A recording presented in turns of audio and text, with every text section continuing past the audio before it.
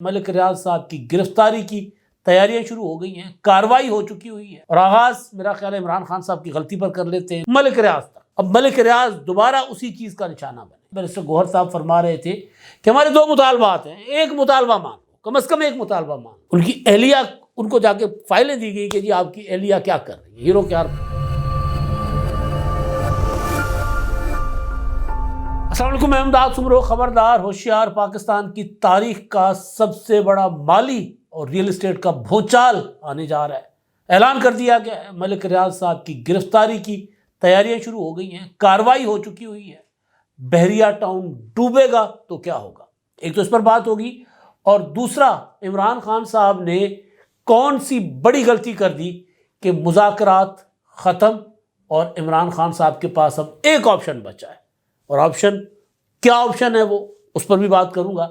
اور آغاز میرا خیال ہے عمران خان صاحب کی غلطی پر کر لیتے ہیں، لیکن عمران خان کی غلطی کیا ہے؟ عمران خان صاحب کے متعلق میں بڑے عرصے سے یہ گزارش کرتا آ رہا ہوں، اور یہ بات میں 2021-22 سے کرتا آ رہا ہوں، اور وہ یہ کہ عمران خان صاحب پاپولرٹی کے عروج پر تھے، نیچے آئے، اور ایک وقت ایسا آیا کہ عمران خان صاحب کے ساتھ جو بندہ ہاتھ ملائے وہ کک ہو جائے، تباہ و برباد ہو جائے، پرویز الہی سے لے کر ملک ریاض تک۔ اب ملک ریاض دوبارہ اسی چیز کا نشانہ بنے۔ ملک ریاض صاحب نے کہا کہ زندگی کی آخری عمر میں نے وفا کرنی ہے، وہ بھی عمران خان کے ساتھ۔ عمران خان نے ملک ریاض کو ہی رگیدنا شروع کر دیا۔ جب سزا ہونے لگی تو انہوں نے کہا جی کرپشن ملک ریاض کی ہے اور نواز شریف کی ہے، ملی بھگت ان کی تھی، میں نے کہاں کرپشن کی، میں نے کون سا فائدہ اٹھایا، میری بیوی کو کون سا فائدہ ہوا۔ حالانکہ ملک ریاض صاحب کو ایک آپشن دی گئی تھی کہ دیکھیں آپ نے اور عمران خان صاحب نے مل کر یہ بڑا ڈاکہ ڈالا ہے، عمران خان صاحب نے بطور وزیر اعظم آپ کو فائدہ پہنچایا، اور آپ نے عمران خان صاحب کو رشوت میں زمینیں دی، تو لہٰذا گواہی دے دیں۔ ملک ریاض صاحب نے ایک آڈیو بیان جاری کر دیا، ایک بیان جاری کر دیا تحریری طور پر کہ جی میں مٹ جاؤں گا، میں عمران خان کے خلاف بیان نہیں دوں گا۔ اب ملک ریاض کے اگینسٹ ایک بہت بڑا اعلان ہو چکا ہوا ہے۔ اس پر آنے سے پہلے عمران خان صاحب، جنہوں نے ابھی معاملات ان کے نظر آ رہے تھے کہ کسی نہ کسی طرح بہتر ہونے جا رہے ہیں، اب اشارے ملنا شروع ہو گئے ہیں، واضح اشارے کہ جی کسی طرح سے بھی عمران خان صاحب کو کوئی رعایت نہیں ہوگی۔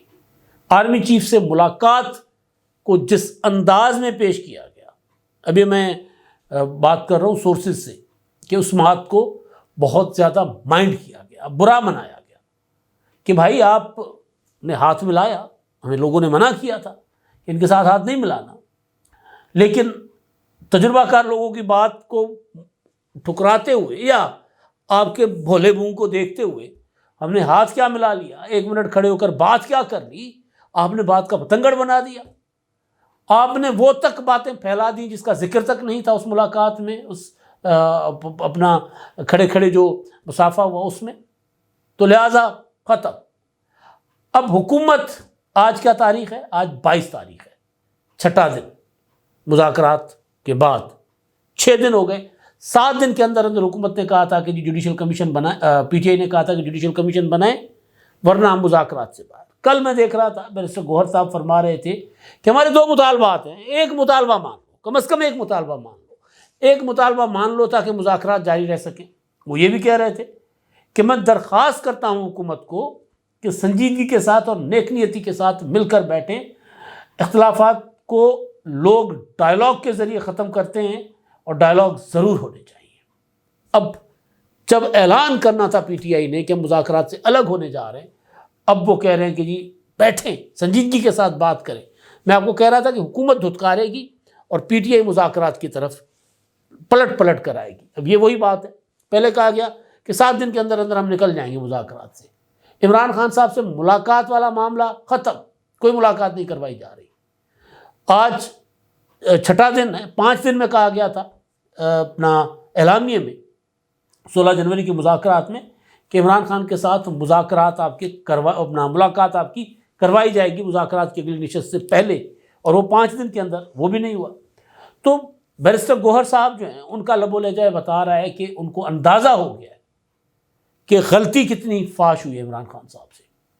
محمود خان اچکزئی بھی سمجھتے ہیں کہ بھئی عمران خان صاحب ایک طرف کہتے ہیں کہ حکومت جعلی ہے، دوسری طرف اسی حکومت کے ساتھ مذاکرات کر رہے ہیں، تو انہوں نے عمران خان صاحب کو راستہ دکھایا ہے کہ حکومت کے ساتھ مذاکرات چھوڑ دو، نواز شریف سے رابطہ کرو. بات انہوں نے کسی اور انداز میں کی ہے، بات ہوئی ہے قومی حکومت بنائے، شہباز شریف سے ریزائن کرے، قومی حکومت بنائے. جو میں گزارش کرتا آ رہا ہوں شروع سے کہ عمران خان صاحب کے پاس آپشن ایک ہے، اور وہ آپشن ہے آصف زرداری کا دروازہ اور نواز شریف کا دروازہ. اس کے بغیر ان کی بچت نہیں ہے. پچھلے دنوں عمران ریاض خان صاحب نے بھی بات کی، انہوں نے کہا دیکھیں اگر یہ لوگ سویلین بالادستی چاہتے ہیں تو پھر عمران خان کو چاہیے کہ ان کے ساتھ بیٹھیں، سویلین بالادستی کے لیے بیٹھیں. اچھا، عمران خان صاحب جن نکات پر مذاکرات کر رہے ہیں اس میں ایک نکتہ بھی سویلین بالادستی کا نہیں ہے. اور میں چیخ چیخ کر یہ بات کرتا رہا اپنے ولاگس میں بھی اور جس پروگرام میں بھی بیٹھا، ٹی وی ٹاک شوز میں، بیٹھک میں، کہ مذاکرات حکومت اور اپوزیشن میں کبھی بھی پرسنل اور پارٹی اسپیسیفک نہیں ہوتے. قومی ایجنڈا ہوتا ہے، بے شک کور اپ کے لیے ہی صحیح، اندر کھاتے آپ کچھ اور بھی ڈیل کر لو، لیکن بتایا قومی ایجنڈا جاتا ہے. یہاں پہ آغاز اس بات سے کہ مجھے رہا کرو اور کمیشن بناؤ. کمیشن کا مطلب کیا ہے کہ کمیشن ایک ایسا بنے، جوڈیشل کمیشن، جو 9 مئی میں بھی مجھے کلین چٹ دے، جو 6 نومبر میں مجھے بھی اور میری بیوی کو بھی کلین چٹ دے. یہ ٹوٹل مطالبہ تھا. لیکن بہرحال بات آگے بڑھ رہی تھی، لیکن جیسے عمران خان صاحب نے لیٹس پلے ود اٹ والا وہ اپنا اختیار کیا نا رویہ، وہی پرانی عادت کہ بیرسٹر گوہر نے کہا کہ جی آرمی چیف سے ملاقات ہوئی تو عمران خان نے کہا ہمارا مذاکرات شروع ہو گئے، دروازے کھل گئے. حکومت ڈر گئی، خوفزدہ ہو گئی، انہوں نے کہا ادھر مذاکرات کرو ادھر کرو. پریس کانفرنس کر دی رانا ثناء اللہ صاحب نے. تو اور پھر عرفان صدیقی صاحب کے ٹویٹس. تو عمران خان صاحب نے جو غلطی کی وہ غلطی گلے پڑ گئی. اب جو اسپیس، جو راستہ سوچا جا رہا تھا کہ عمران خان صاحب کو مل سکتا ہے، اب امکان یہ ہے کہ وہ راستہ بند کر دیا گیا ہے. حکومت کسی انداز میں، کسی طریقے سے پی ٹی آئی کو ٹرخا دے گی، دھتکار دے گی، اور مذاکرات بائے بائے ٹائے ٹائے ہو جائے گا. ٹرمپ والا معاملہ تھا تو وہ تو اب نظر آ گیا کہ ٹرمپ کا ایجنڈا ہی کچھ اور ہے. ٹرمپ ادھر پاکستان کی طرف فی الحال دیکھنے کے موڈ میں نہیں ہے. عمران خان صاحب تو دور کی بات. اچھا جی، اب آپ دیکھیں قسمت ملک ریاض صاحب، آسمان کی بلندیوں کو چھو رہے ہیں ملک ریاض صاحب. جناب کوئی بڑا معاملہ ہوتا ملک ریاض بیچ میں حکومتیں بناتے، حکومتیں گراتے. یہاں تک کہ جب عمران خان کے خلاف تحریک عدم اعتماد پیش کی گئی تو آصف زرداری صاحب کو ملک ریاض صاحب فون کر کے کہہ رہے تھے سر، وہ بار بار میسج کر رہے ہیں، وہ کہہ رہے ہیں کہ جی میری ملاقات کرو، بیٹھو میرے ساتھ. تو عمران خان بار بار میسج کر رہے ہیں. انہوں نے کہا نہیں، اب تو معاملات ختم ہو گیا، اب تو ہو گیا جو کچھ ہونا تھا، اب کوئی نہیں ملاقات کا فائدہ. ملک ریاض کہتے سر وہ بار بار مجھے میسج کر رہا ہے. انہوں نے کہا نہیں بھائی کچھ نہیں ہو سکتا. چلے ٹھیک ہے سر. میں نے کہا میں آپ کو بتا دوں، یہ آڈیو آپ کو یاد ہوگی. پھر ملک ریاض کی اور ان کی بیٹی امبر کی گفتگو آپس میں، عمران خان صاحب کی اہلیہ بشرا بی بی کو ہیروں کے ہار دینے کی کہانی، ہیروں کی انگوٹھیاں دینے کی کہانی. میرا ولاگ اکتوبر 2021 کا، جس میں میں نے کہا تھا کہ عمران خان کا نام میں نے نہیں لیا تھا، ایک بڑی حکومتی شخصیت اور ایک اعلیٰ عہدیدار، ان کی اہلیہ، ان کو جا کے فائلیں دی گئی کہ جی آپ کی اہلیہ کیا کر رہی ہیں، ہیرو کے ہار لے رہی ہیں ایک بڑے پراپرٹی ٹائکون سے. آرمی چیف اس وقت D G I S I تھے. عمران خان صاحب نے ان کو ہٹا دیا، وہ آج آرمی چیف بنے ہوئے ہیں D G I S I کے عہدے سے، اور ان کو کوشش کی کہ کسی طرح وہ آرمی چیف بھی نہ بنے. کوشش کیا کی، سازشیں کی، وہ آرمی چیف بنے ہوئے ہیں. ملک ریاض ملک سے مفرور ہے، عمران خان صاحب جیل میں، بشرا بی بی صاحبہ جیل میں. تو عمران خان صاحب پر ایک وقت ایسا آیا جو ابھی تک چل رہا ہے. وہ عمران خان صاحب کو جس نے بھی ریسکیو کرنے کی کوشش کی، جس نے عمران خان صاحب کو سپورٹ کی، وہ ٹکے ٹوکری ہو گیا، ابھر نہیں پایا، اٹھ نہیں پایا.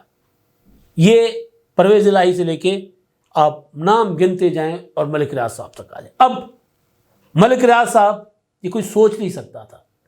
ہمارے سی او صاحب ارسلان وڑائچ صاحب وہ کہتے ہیں کہ جس دن ملک ریاض کو کچھ ہو گیا یا وہ گرفتار ہو گئے یا ان کے خلاف کوئی بڑی کارروائی ہو گئی، بحریہ ٹاؤن بیٹھ جائے گا، پاکستان کی مارکیٹ میں ایک بہت بڑا بھونچال آئے گا. کیونکہ پاکستان کی پوری اکانومی جو ہے نا اس وقت وہ ہے ریئل اسٹیٹ کے اوپر، اور لوگ انویسٹ ہی ریئل اسٹیٹ میں کرتے. 1 کروڑ انویسٹ کر کے 5 کروڑ کماتے ہیں.